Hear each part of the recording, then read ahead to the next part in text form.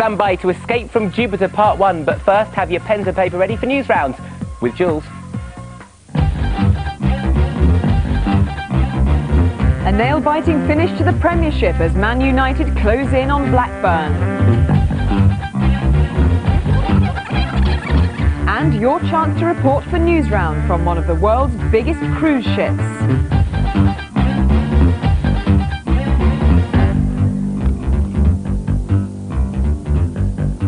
Hello, first the dramatic climax to the football season. The battle for the English Premiership is on a knife edge after Manchester United's victory over Southampton last night. It means the title race between United and Blackburn Rovers will not be decided till the very last matches of the season on Sunday. Meanwhile, Arsenal's bid to retain the European Cup Winners' Cup was dashed by an extraordinary last-minute goal. Newsround's Joanna Robinson reports. Defending champions Arsenal began as favourites against Spain's Real Zaragoza, and their goalkeeper David Seaman was on good form. But at the end of 90 minutes the two sides were still level at 1-1. The match went into extra time and it looked like there was going to be a penalty shootout. But just 10 seconds from the end of extra time, Zaragoza's Naïm struck this incredible shot around 50 metres from goal. Seaman said there was nothing he could do. When he hit it, I knew I was in trouble, and I was just praying for the bar to come, so it went over the bar, but it didn't. And at the end of it, I got my hand to it. I haven't seen it yet, but I got my hand to it, but I wasn't in a strong position to try and get it out. The final score, 2-1, Arsenal's dream in tatters. Meanwhile, back home, nothing but a victory would do for Manchester United to keep alive their dream of winning the Carling Premiership 3 times in a row. 8 minutes before the final whistle, they were level with Southampton, but a disputed penalty gave Dennis Irwin the chance to make it 2-1. Goal!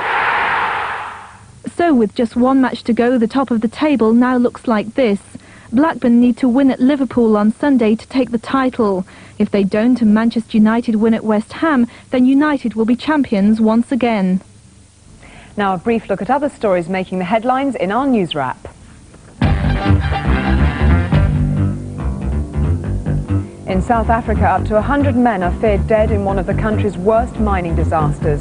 It happened when an underground train went out of control in a gold mine near Johannesburg, crushing a lift cage full of miners. Flood-hit areas of the American states of Louisiana and Mississippi have been declared disaster zones by President Clinton. Devastating tornadoes have carved a path of destruction through farmland, and in some places more than 60 centimetres of rain have fallen. And Tottenham Hotspur's German striker Jürgen Klinsmann has announced he's leaving the club. Klinsmann, who joined Spurs last year, is going home to play for the German club Bayern Munich.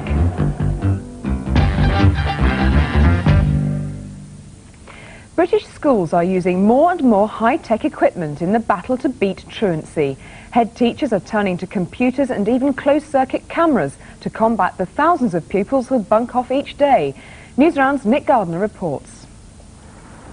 Security cameras are a common sight on the outside of schools. They help keep away unwanted visitors. But at Wally Range High School in Manchester, cameras are now being fitted indoors in a bid to stop pupils sneaking off from lessons. A handful of schools around the country are reporting great success with electronic card schemes.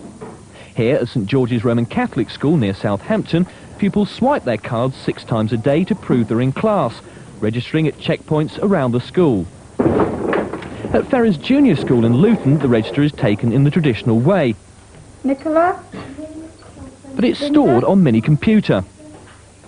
Once it's been established who's absent, the details are beamed via electronic transceivers to a central point where they're studied. All the information is collected here on the main computer. It allows teachers to see if there's a pattern to any truancy, children regularly taking certain days off or missing school with other pupils. Head teacher John Gordon says once the results are printed, they can reveal why some children are playing truant. We usually find out that it's perhaps a spelling test or a swimming session which they don't like going to, and then we can find some solutions to that. But there are some mixed feelings about the new electronic gadgets. If you really don't care that much, it's not going to do much, because even if your mum and dad don't care, then they're just going to let you bunk off anyway. I think it's great. I think it's good for the teacher, because on the old registers she had to write in when they were in, And with this one, she just has to push a button. Cost is preventing many schools across the country from installing anti-truancy equipment. But as new technology becomes cheaper and cheaper, more teachers may well decide the price is worth paying. Now, calling all press packers for an amazing assignment on the ocean waves. You could be reporting for Newsround from one of the world's biggest cruise ships. Stuart Maisner has the details. I name the ship Oriana. May God bless her and all who sail in her. A royal send-off just a month ago for Britain's biggest cruise liner, P&O's Oriana. Now a Newsround press packer can earn the opportunity to travel on one of the ship's first cruises. You'll report on the Oriana's Mediterranean voyage, including visits to Gibraltar, Venice, Greece and Mallorca.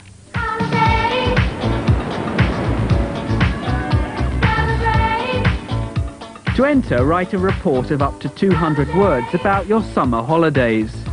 It could be about your favourite beach, a theme park you've visited, or even what went wrong on your worst holiday.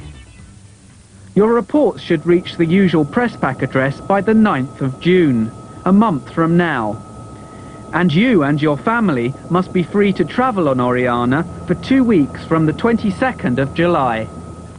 Those details are also, of course, on Newsround's CFAX service, which begins at page 170. Now, if you're not already a member of the press pack and you'd like to join, write to our club headquarters at this address.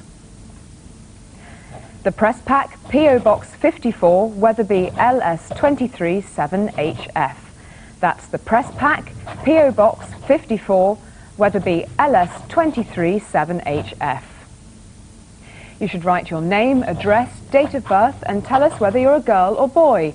You need to enclose a loose first-class stamp and 50 pence, either as a postal order or a 50p coin taped to a piece of card.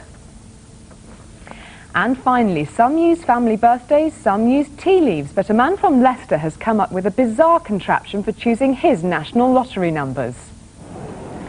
Steve Parks has made a special chair out of wrought iron and old junk to select his numbers for him. A lever's connected by a bicycle chain to a spinning cage, which releases the numbered balls. The chair's worth more than £1,000, but it's yet to pay for itself because so far it hasn't come up with any winning combinations. And that's it for tonight, so until around the same time tomorrow, bye-bye.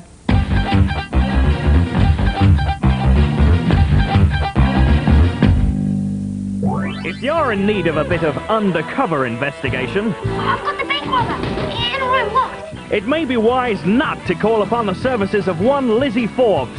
The one and only, wonderful, intelligent, witty, and modest as well. Actress, spy and part-time detective whose madcap schemes can only lead to one thing. Don't you know that every criminal makes a fatal mistake? A whole heap of trouble. Sorry, but this really is a matter of life or death. Lizzie! Glad Rags, new to Wednesdays at 4:35.